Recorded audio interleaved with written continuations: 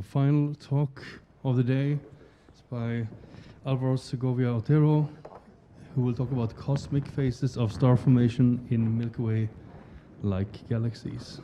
Okay. Okay, can you hear me? Yeah, I think so. Okay, cool. So thanks, Oscar. My name is Álvaro Segovia Otero, and I'm a PhD student under the supervision of Oscar and Florent Renaud, working at Lund Observatory in Sweden. And before I start, I'd like to thank the organizers for giving me this opportunity to present my science. And I started my PhD with stories about pizza and Santa Cruz. So I'm really happy to be here now, and thanks for this chance, and thanks for the pizza too, actually. So all the results I'm going to present today in my talk are contained in this paper here, Segovia Otero et al. 2022, which, as Florent said this morning, as my alarm clock, I got the email of acceptance for publication. So if you are interested in the talk, please take a look at the paper or come talk to me. So the title of my talk is Cosmic Phases of Star Formation in Milky Way-like Galaxies. So I'm interested in star formation properties of galaxies across cosmic time, but I use hydrodynamical cosmological simulations to carry on my analysis. So one of the main plots in the star formation across cosmic time to identify these different phases of star formation is this main sequence plot that we've already seen this morning. So the one I chose here is the one in Spiegel 2014. And the main point I want to emphasize here is that for a given redshift and stellar mass bin, most of the star formation happens in main sequence galaxies. Main sequence understood as galaxies that are blue, mostly rotationally supported. They have these galactic disks, and they form stars in this regulated way where we can think about them as gas being like smoothly channeled into your galaxy, turned into stars with some local efficiency, and then stellar feedback does its thing of regulating, pushing gas out as outflows, and all of this happens. Star formation process happens in a quasi-equilibrium sense, and we see here that our main sequence changes as a function of time. The normalization changes, tracking this gas reservoir. We have gas fractions of 10%. At low redshift, going up to 60% at high redshift, and the slope of the main sequence changes to probably tracing these different accretion histories.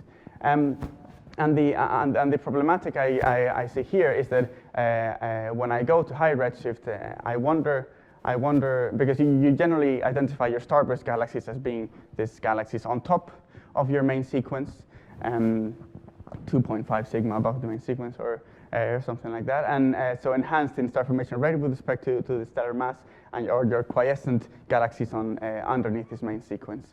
However, if you go to high redshifts, I wonder what is the type of starburst galaxy that would be above the main sequence at redshift 4, considering that your galaxy already at redshift 4 in the main sequence would be probably quite disky, massive, dust obscured, and quite lumpy, as we have seen in earlier talks this morning. So the regime of star formation can be quite different. So we're also beginning to see, I'm showing an example here, observations with more exotic sort of galaxies that take place or that are masked as main sequence galaxies. This is an example of Gomez Guijarro et al. So they find the so-called starburst in the Milky Way, in the main sequence. So these are these red dots that are starburst galaxies that have low depletion times but low gas fractions, meaning and show this very compact star forming region. So there seems to be a bit of a degeneracy in terms of star formation properties and trying to identify them in their location in the main sequence. So I wanted to take a step forward in trying to understand this by looking at the KS plot. So if you look at the main sequence, you're comparing your star formation rate to your stellar mass, as I'm thinking about it, in the sense that you're integrating different instances of your galaxy in different times in which you have a different state of your gas. You integrate this throughout time, your gas is turned into stars, and therefore you don't have a comparison between instantaneous parameters that would be, as could be the example of your gas mass here in the KS star formation model surface densities. So I believe in some sense that the KS would be a bit more representative of different phases of star formation. In the sense that you could go through different star formation histories and perhaps end up in the same location in the main sequence plot, and having different types of conditions for your star formation. So if we look at our KS plot over here, we have our canonical sequence, or our isolated disks here, and on top we have our starburst sequence for a motivated choice of your alpha CO, but I could speak more about that afterwards. And the point is that to go from your canonical sequence all the way up to your starburst sequence, as is defined by Daddy et al. 2010, you need to experience a jump in your, a drop in your depletion time. And all of these galaxies over here are low redshift galaxies, meaning that these are observed as slurgs, ULERGs, and probably have some traces of mergers. But as we go to high redshift, this picture kind of is a bit more blurred. Trying to bring together mergers and starbursts is not as easy as it looks. As we've seen, you can have very different types of ISM structures, and that's where I come in. That's where my work is relevant.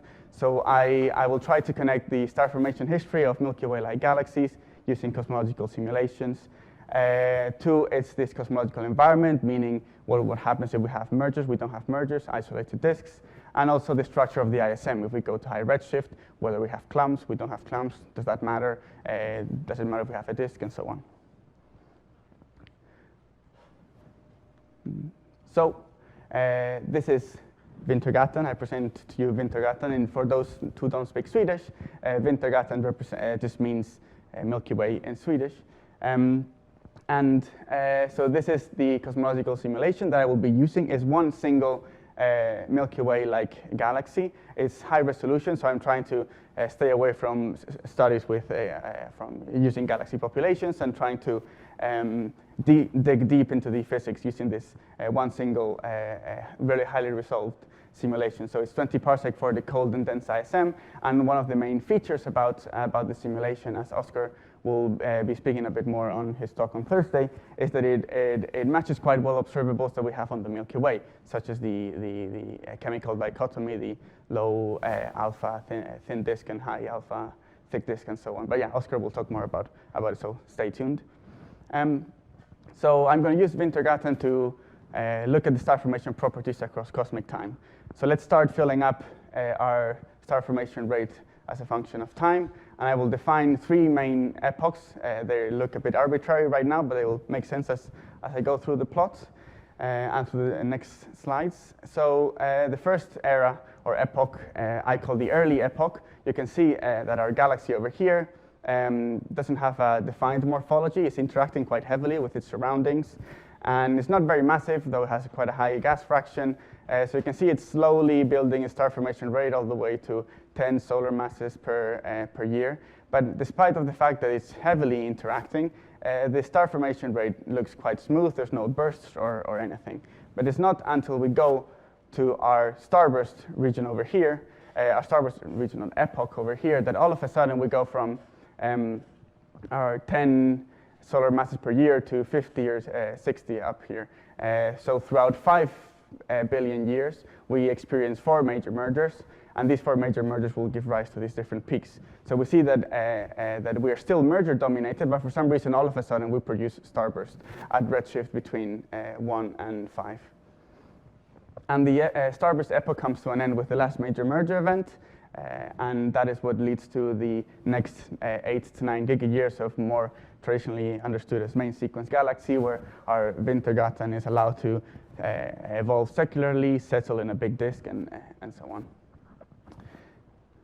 So if we go back to our Kennigan-Smith plots and we try to fill it up with where Wintergatan is as a function of time, we will see that early on, so these are the little thumbnails that I showed before, are morphology less galaxies over here. We can see it lays on the canonical KS sequence, so it has high gas fractions, but the star formation rate is quite low to render depletion times of around 1-2 gigayears. And all of a sudden, when we go to our starburst epoch, that is when we see our Wintergatan jumping all the way, departing this canonical sequence and trying to reach this starburst sequence over here. And we see a tenfold drop of the depletion time from 1 to gigayears all the way to 100 million years over here. And after the last major merger, of course, our galaxy has come back to the canonical sequence again, and this is the last output of the simulation, quite in agreement with the Things survey and other spirals in Kennicott 1998 paper. So we see that now our depletion times go all the way back to 1-2 gigayears as is expected. So if we compare our results to the FIB survey, we see that there's a general agreement with the trend. We see that the FIB's trend is a bit more steady, it's less bumpy. Perhaps it's because of the fact that you have stacking going on so this is for different galaxy populations in time, and you don't really capture this individual response. So we expected we would have several simulations that perhaps this trend would smooth out. But we can recover more FIBs-like parameters using different prescriptions for alpha zero, but I could come back to that afterwards. So in general, the takeaway is that we have a tenfold drop in the depletion time in between this epoch over here. So it's merger driven, but if it was completely due to mergers, then we would expect something else happening here. So the trend, our depletion time is not monotonical, so it goes all the way up again at redshift above 5. So how do we connect all of this together?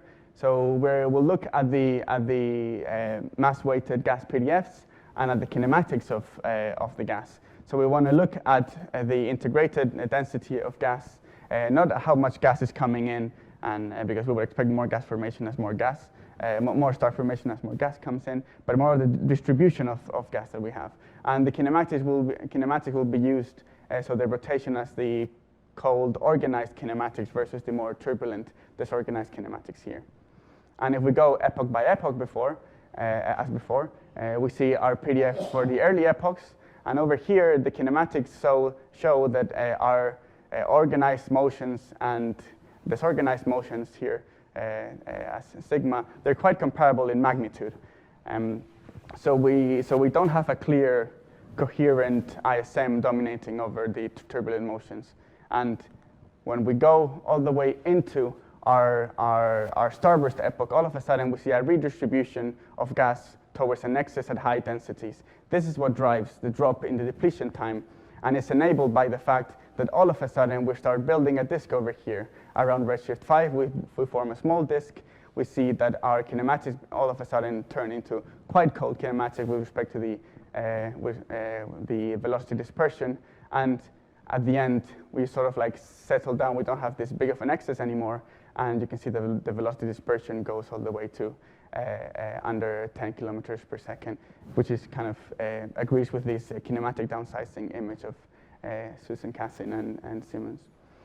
So the excess of gas at high density is responsible for dips in the depletion time, but of course not all mergers will trigger this excess at high densities, and the reason is that at redshift higher than 5, we don't have this gas arranged in a coherent disk. So as Florent said before, we want this parcel of gas to react in the same way as the parcel next to it. So if we have a coherent motion of gas, then when a merger comes and smacks onto your galaxy, then the reaction will be globally. So you will be compressing a larger volume of gas and triggering a starburst in your galaxy overall. So both the merger-driven environment and the presence of a disk are required to trigger starbursts in the end. So it's not one or the other. You need the presence of both. So with this, I would like to jump to my conclusions. So different phases of star formation are observed in Wintergatan, but this is one single simulation, but we can extrapolate the results for, in general, disky galaxies, because our different phases, cosmological epochs, are just normal epochs for different disk galaxies. Perhaps the last major merger event can be later or earlier, but that should not affect these results overall in principle. So yeah, it spends most of its lifetime as a main sequence disk galaxy. This is the secular epoch, where we have our 8 gigayears of life as a massive disk. Starburst episodes are triggered when the ISM is collectively redistributed towards high densities, meaning that if we need our collective ISM, our disk, to be able to react to this merger-driven forcing. And yeah, this observed as an order of magnitude decrease in the gas depletion time that is no longer monotonic as we, well, I mean, it doesn't look monotonic as we go to higher redshift, as we would expect by looking at the TDIP as a function of time that we've been seeing earlier today. And this formation of our disk happens at redshift 4.8, and we start seeing some evidences of this in the Milky Way. There's a paper by Charlie Conroy, 2022, showing that there's a population of stars at low metallicities between 0.1 and 0.05 or something, minus 0.05 or something like this, where they show this change in kinematics, and they address this as a starburst epoch due to the formation of a disk. So we see some hints, and we start seeing some studies where they try to merge both the studies of structure of different morphologies of your high redshift star-forming galaxies, as well as traces of mergers. And with this, I would like to conclude and thank you, and I'm ready for questions.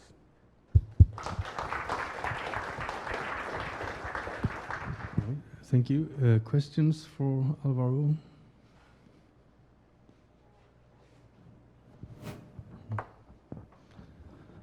Yeah, it's late in the day.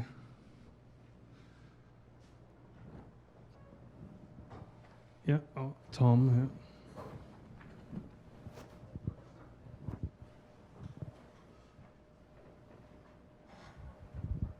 Well, beautiful simulations. Actually, let me just ask you, about AGN modeling generally, from what you learn when you do things at these, fine resolutions. Mm-hmm. What would you think? How would you improve on, modeling black holes for a more general population of these type of galaxies? Can you repeat the question? Oh, I'm asking about AGNs and black hole modeling. To get a sense of, just getting the centers of these galaxies more realistic, I guess. So this simulation in particular doesn't include an AGN at all, or any type of black hole feedback or anything. I guess it would, in general, it would impact the amount of outflows coming out of the galaxy. That would probably maybe slow down our star formation, and perhaps render a different star formation history. I'm not very sure about the impact of AGNs. I would have to look at it a bit more. Thanks. Okay, so if we have no more questions for Álvaro, let's thank him again. And now we reach the end of the today's series of talks. So we're going to move to discussion now. So I ask Linda and Claude André to come down. Yeah.